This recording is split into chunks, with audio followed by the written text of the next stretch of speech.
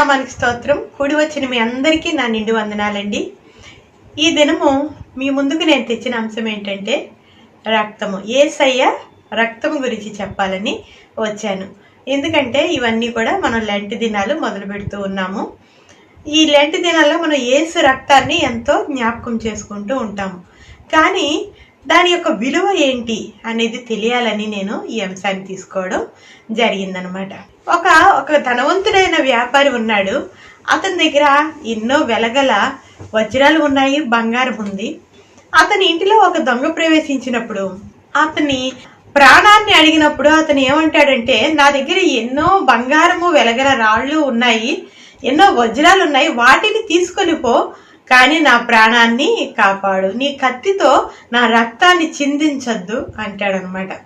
అంటే రక్తం యొక్క విలువ ఏంటంటే బంగారము, వెండి, అలాగే ఎంతో విలువ గల వజ్రాలు, రాళ్ల కంటే కూడా రక్తం చాలా విలువైనదిగా మనము చూస్తాము. కానీ ఆ రక్తము విలువని మనము ఎంత ఈజీగా ఉచ్చరించేస్తూ ఉంటాం. ఏసు రక్తమే చేయమంటాము, కానీ ఆ రక్తాన్ని యొక్క ఆ పవర్ ఉంటుంది చూడండి, శక్తిని మనం ఆశ్రయించకుండా కేవలం పెదాలతో ఉచ్చరించినట్లుగా కనిపిస్తూ ఉంటాం అన్నమాట. అందుకనే మీకు ఒక అంశం చెప్పాలని అనుకుంటున్నాను. అదేంటంటే మనం ఆదికాండంలో చూస్తాం అన్నమాట. అది ఏంటంటే ఆదికాండం అంతా కూడా పాప క్షమాపణకి బలులు ఇచ్చినట్టుగా చూస్తాము. ఎలాగంటే కోడల యొక్క రక్తము, అలాగే గొర్రెలు, పశువుల యొక్క రక్తాన్ని చిందించి మనుషులు పాప క్షమాపణ నిమిత్తము ప్రధాన యాజకుడికి వాటిని తీసుకొని రావడం జరుగుతుంది. ప్రధాన యాజకుడు వాటిని వధించి ఆ రక్తాన్ని చిందించినప్పుడు, చిలకరించినప్పుడు ఆ రక్తాన్ని వారి యొక్క పాప క్షమాపణ, విమోచన కలిగినట్టుగా చూస్తాం అన్నమాట.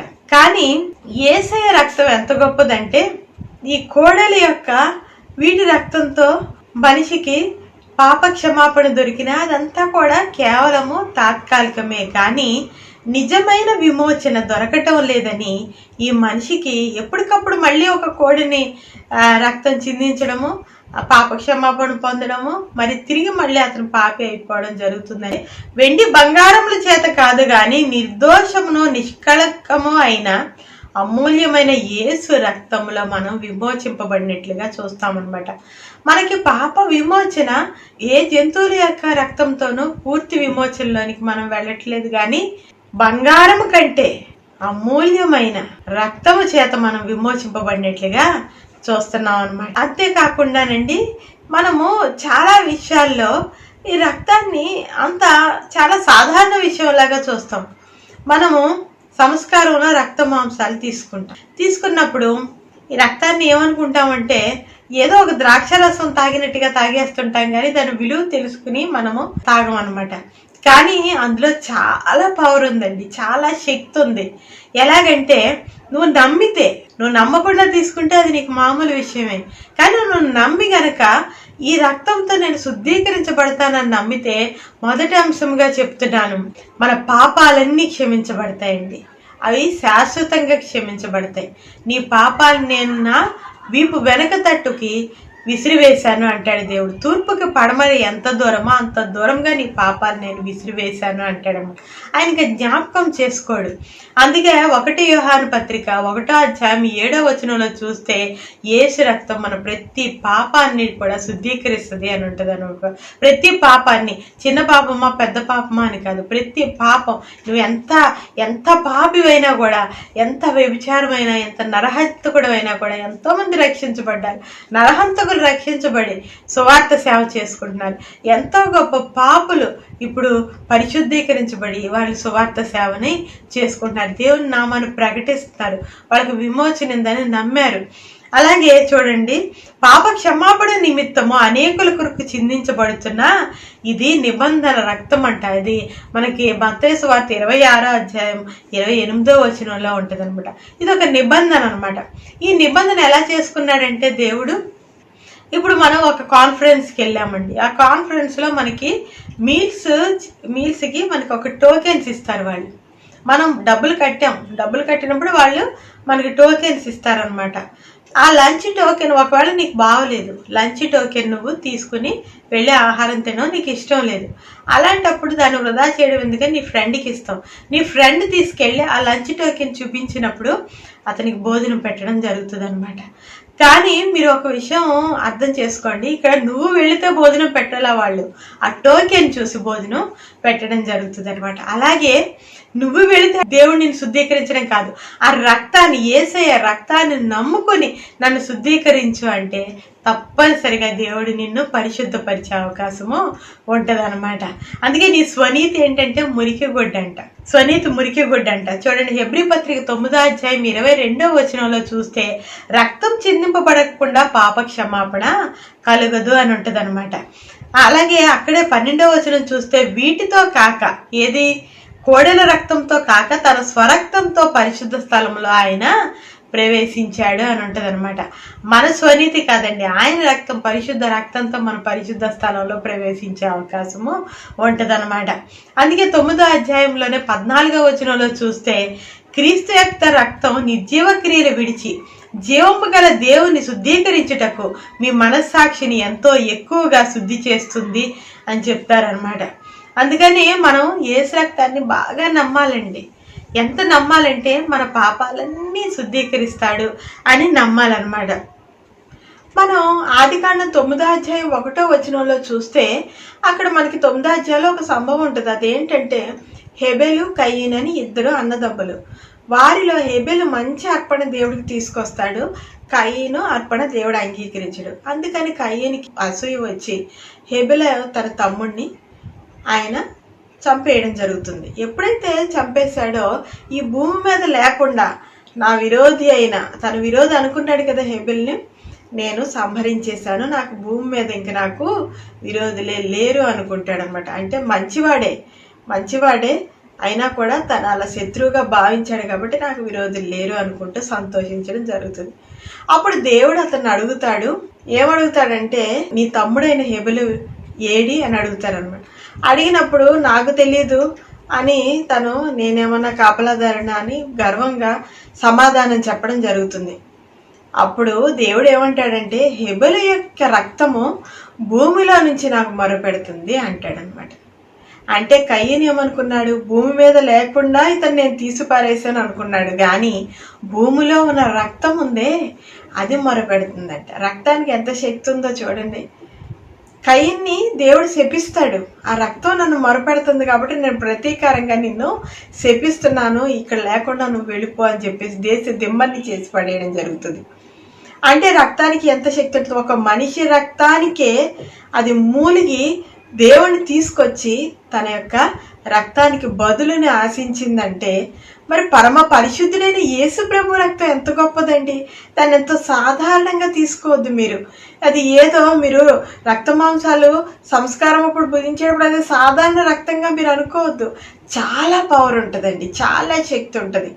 అందుకే మీరు అడిగేటప్పుడు విశ్వాసంతో అడగండి, నా పాపాలు క్షమించమని విశ్వాసంతో అడగండి. దేవుడు మీ పాపాలను శుద్ధీకరించి మిమ్మల్ని ఎంత క్లీన్గా చేస్తాడంటే తెల్లగా అయిపోతారనమాట మీరు.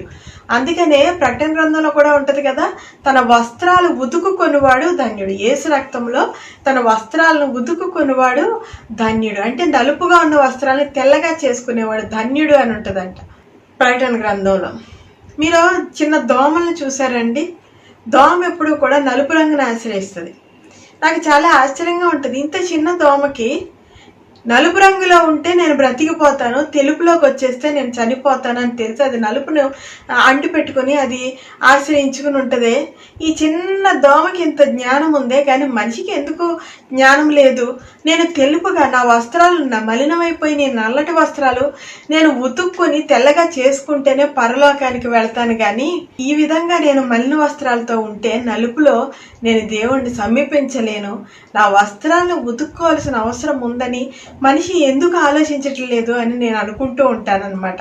ఒక్కసారి ఆలోచించండి, మనం ఎందుకు పరమునకు పోయే మార్గాన్ని, జీవ మార్గాన్ని విడిచిపెట్టి ఈ యొక్క పాప లోకంలో ఇంకా పాపంలోనే ఉండి ఇంకా చీకటి బ్రతుకులే మనం ఎందుకు బ్రతకాలి? మనం ఇప్పుడే ఆయన రక్తం ఎంత పరిశుద్ధీకరిస్తుంది అంటే ఆయన రక్తాన్ని నమ్ముకొని మనం ఇప్పుడే పరిశుద్ధత వైపుకి నడిచిపోవాల్సిన అవసరం ఉంది. అలాగే ఇంకో అంశానికి వస్తే స్వస్థత. యెషయా గ్రంథంలో మనం చూస్తే 53వ అధ్యాయం 5వ వచనంలో ఏముంటదంటే, అతను పొందిన దెబ్బల చేత మనకు స్వస్థత కలుగుచున్నది అని ఉంటుంది. అంతేకాకుండా ఇంకో అంశంకి వస్తే జయం. అది మన ప్రకటన గ్రంథం 12వ అధ్యాయం 14వ వచనంలో, వారు అపవాదిని జయించి ఉన్నారు. ఇందాక చెప్పానే, తమ యొక్క నల్ల వస్త్రాలని, మలిన వస్త్రాన్ని ఆయన రక్తంలో ఉదుక్కున్న వాళ్ళంట మన మరణాన్ని జయించారంటండి. జయించి అక్కడికి వెళ్ళారు, అపవాదిని జయించారు. యేసు రక్తంలో ఏముంది? మనకి జయం ఉంది, మరణం మీద కూడా జయం ఉంది. అలాగే మనం నిర్గమాకాండంలో చూస్తే 12వ అధ్యాయం 13వ వచనంలో మనకు ఆ 12వ అధ్యాయంలో ఒక సంభవం ఉంటుంది. అదేంటంటే, పస్కా బలి పశువు యేసు రక్తాన్ని మనం పస్కా బలి పశువు యొక్క రక్తంతో పోల్చి చూసుకుంటే, ఆ రక్తాన్ని వారు ఏం చేశారంటే గడప కమ్మల మీద రాశారంట. రాసుకున్నప్పుడు ఏమైందంటే మరణ దూత వారిని సమీపించలేదంట. అందుకని మనకి ఏంటంటే మరణము మీద జయం వస్తుంది. ఆయన రక్తాన్ని మన యొక్క హృదయ క్షేత్రాల్లో మనం రాసుకుంటే ఏ అపాయము నీ గుడారము సమీపించదు. అందుకే మనకు అక్కడే చూస్తే ఏముంటుందంటే, నిర్గమాకాండం 12వ అధ్యాయం 13వ వచనంలో చూస్తే, నేను ఐగుప్తు దేశమును పాడు చేయుచుండగా మిమ్మల్ని సంహరించుటకు తెగులు మీ మీదకి రాదు, ఏ మరణ దూత నిన్ను సమీపించదు. ఏ తెగులు, ఇప్పుడు కరోనా అనే తెగులు, వీటి నుంచి మనం బయటపడ్డాం. సజీవుల లెక్కలో దేవుడు మనల్ని ఉంచాడు. ఏ తెగులు మన గుడారాన్ని సమీపించదు, ఏ అపాయం మన దగ్గరికి రాదు. యెహోషువ గ్రంథం 2వ అధ్యాయంలో మనం రాహాబ్ అనే స్త్రీని చూస్తాం అనమాట. ఆమె వేశ్య, ఆమె చనిపోవడానికి ఆమె అర్హురాలే. కానీ ఎప్పుడైతే నమ్మిందో, దేవుణ్ణి నమ్మి, ఆమె కూడా రక్తానికి సాదృశ్యంగా ఆమె ఒక ఎర్ర తొగరుని ఆమె గృహానికి ఆ యొక్క ద్వారబంధం నుంచి, ఆ కిటికీ కమ్మల నుంచి వేలాడేస్తుంది అనమాట, ఎర్ర తొగర్ని. అది రక్తానికి సాదృశ్యం. దేవుని యొక్క ఈ పరిశుద్ధ రక్తానికి సాదృశ్యమైన ఎర్ర తొగర్ని చూసినప్పుడు యెహోషువ ఆజ్ఞాపించినట్లు ఏ సైనికుడు కూడా వెళ్ళి ఆ యొక్క గృహాన్ని పాడు చేయడు, ఏ నాశనం చేయడు. అందులో తన యొక్క ఇంటి వారందరినీ అట్టి పెట్టుకుని వాళ్ళందరి ప్రాణాన్ని ఆమె కాపాడుకుంటుంది. ఆ తర్వాత కాలంలో ఆమె ఆశీర్వదించబడిన గృహాన్ని నిర్మించుకోవడం జరుగుతుంది అనమాట. అలాగా దేవుని యొక్క రక్తం అండి సకల ఆశీర్వాదాలే ఇస్తుంది. మనల్ని, మన కుటుంబస్తులందరినీ రక్షిస్తుంది. ఆయన రక్తాన్ని మన యొక్క హృదయానికి రాసుకోవాలి, మన యొక్క తలంపులకి రాసుకోవాలి. మన యొక్క ఈ తల ఉంది చూసారండి, ఇక్కడికి రాసుకోవాలి మనం. అంటే ఏంటంటే అపవాది వచ్చినప్పుడు ఇక్కడ మనం వేసుకున్న ఆ రక్తపు ముద్రను చూసి పారిపోవాలన్నమాట. అపవాది నీ గృహాన్ని సమీపించకూడదు. ఎందుకంటే నువ్వు నమ్మావు.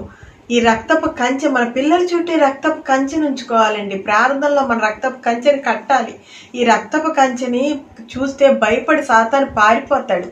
మీ పిల్లల జోలికి రాడు, మీ ఏ ఆశీర్వాదాన్ని దొంగిలించడానికి వాడు రాడనమాట. రక్తం అంత పవర్ఫుల్, అంత శక్తివంతమైంది. అలాగే జకర్యా గ్రంథం 3వ అధ్యాయంలో చూస్తే మనం యెహోషువ అనే యాజకుడిని చూస్తాం. యెహోషువ అంటే యాజకుడు అంట, ప్రధాన యాజకుడు అంట. కానీ అతనికి కూడా మలిన వస్త్రాలు ఉన్నాయంట. ఆ మలిన వస్త్రాలని చూచి అతను గురించి వాదించడానికి, ఇతను నా యొక్క సొత్తు, ఇతను నేను తీసుకెళ్తాను అని చెప్పేసి వాదించడానికి సైతాను వస్తాడనమాట. వచ్చినప్పుడు అక్కడ మనం చక్కగా చూస్తాం ఏముంటదంటే, 3వ అధ్యాయంలో ప్రధాన యాజకుడైన యెహోషువ మలిన వస్త్రాలతో నిలబడినట్లుగా చూసినప్పుడు అప్పుడు దూత అంటాడు సాతానుతో, దేవుడు నిన్ను గద్దించునుగాక అంటాడనమాట. సాతాన్ని గద్దిస్తాడంట. మనం ఎవరిని గద్దిస్తామండి? ఎవరిని మనం పారిపోయేటట్టు చేస్తాం? మనం ఒక కుక్కల్ని పారిపోయేటట్టుగా చేస్తాం అనమాట. అలాగా దేవుడు ఏం చేస్తాడంటే సాతాన్ని గద్దించి నీ మీదకి ఏ విధమైన ఆపద రాకుండా, నువ్వు పాపం చేసి ఉండొచ్చు, సైతాన్ని వాదించవచ్చు, ఇతడు నా సొత్తు, ఇతడు నా ప్రాపర్టీ అంటాడనమాట. కానీ అక్కడ దేవదూత చెప్తున్నాడు, దేవుడు నిన్ను గద్దించునుగాక అంటాడు సైతాన్. అప్పుడు దేవుడు గద్దించినప్పుడు, సాతాను పారిపోయినప్పుడు ఆ యెహోషువ అనే యాజకుడిని దేవుని యొక్క జనంగా చేయడం జరుగుతుంది అనమాట. అలాగే నువ్వు కూడా ఎంత పాపం చేసినా, ఎంత కూరుకుపోయి ఉన్నా, కొంతమంది అయితే చాలా డిప్రెషన్లో కూరుకుపోయి ఉంటారు. చాలా చీకటి బంధించబడి ఉంటుంది. నీ చీకటిని పారద్రోలి, చీకటిని గద్దించి, సాతాన్ని గద్దించి నిన్ను రక్షించేవాడు పరమ దేవుని యొక్క రక్తం. యేసు రక్తమే జయం అంటాం కదా, జయం ఉంది. యేసు రక్తంలో స్వస్థత ఉంది. యేసు రక్తంలో పాపము నుంచి పరిహారం ఉంది. నీకు పరిశుద్ధత ఉంది. యేసు రక్తంలో మరణ భయం నుంచి విడుదల ఉంది. యేసు రక్తంలో ప్రతి తెగులు నుంచి విమోచన ఉంది. అలాగే యేసు రక్తంలో మనకి ఏ అపాయము రాదు. యెహోషువ గ్రంథంలో చెప్పబడినట్లు ఏ అపాయము నీ గుడారము సమీపించకుండా ఆయన రక్తం మనల్ని కాచి కాపాడి రక్షిస్తుంది. ఈ వాక్యాన్ని కనుక మీరు విశ్వసిస్తే దయచేసి నేను ఇప్పుడు చేసే ప్రార్థనలో ఏకీభవించండి.